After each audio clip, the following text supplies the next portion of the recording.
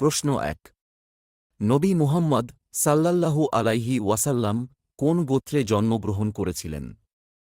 আপনাদের অপশান হল: এ কুরাইশ, বি আনসার, সি মুহাজির, ডি আউস।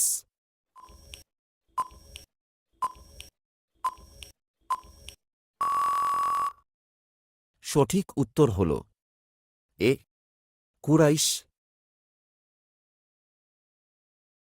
প্রশ্ন ২। আশুরা কখন পালিত হয়?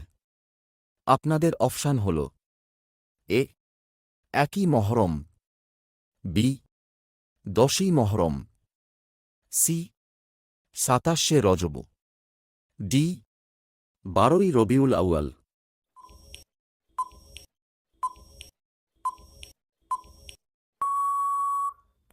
সঠিক উত্তর হল বি ১০ই মহরম।